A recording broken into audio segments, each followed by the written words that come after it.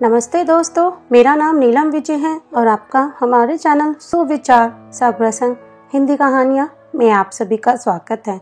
आज की कहानी है श्री कृष्ण के सिरदर्द की कहानी। राधा और कृष्ण के प्रेम के बारे में कौन नहीं जानता है। कहते हैं कृष्ण और राधा का विवाह नहीं हो पाया था, लेकिन दोनों में इतना प्रेम था कि आज भी दोनों का नाम एक साथ लिया जाता है। श्री कृष्ण का राधा के लिए प्रेम और राधा का श्री कृष्ण के लिए प्रेम समर्पण देखते ही बनता है। शायद इसलिए अपने आप को सबसे बड़ा भक्त कहने वाले नारद मुनि को राधा से जलन होने लगी थी।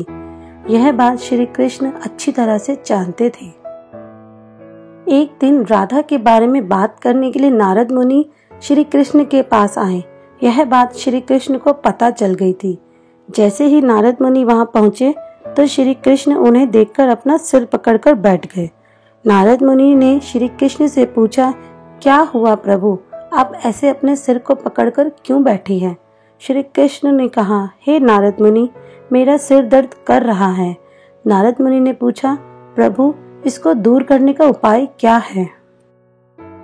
तब श्री कृष्ण ने कहा, अगर मैं अपने सबसे बड़े भक्त का चरणामृत पी लूं तो इसे दूर किया जा सकता है। तब नारद मुनि सोचने लगे कि सबसे बड़ा भक्त तो मैं हूँ, लेकिन अगर मैं अपना चरणामृत दूंगा तो मुझे नरक जाने जितना पाप लगेगा। मैं प्रभु को अपना चरणामृत नहीं दे सकता। कुछ देर सोचने के बाद उनके मन में राधा का विचार आया और वे सोचने लगे कि लोग राधा को भी तो श्री कृष्ण का सबसे बड़ा भक्त मानते हैं, इसलिए क्यों ना उनके पास जाकर पूछा जाए। ऐसा सोचकर वह राधा के पास गए और उन्हें सारी बात बता दी। राधा ने जैसे ही सुना, एक बर्तन में अपने पैर धोकर चरणामृत नारद मुनि को देते हुए कहा, हे मुनिराज, मुझे नहीं पता कि मैं उनकी कितनी बड़ी भक्त हूँ, लेकिन मुझे यह पता है कि श्री कृष्ण को अपना चरणामृत देने से मुझे नरक में जाने जितना पाप लगेगा और मुझे नरक जितनी यातना सहन करनी पड़ेगी।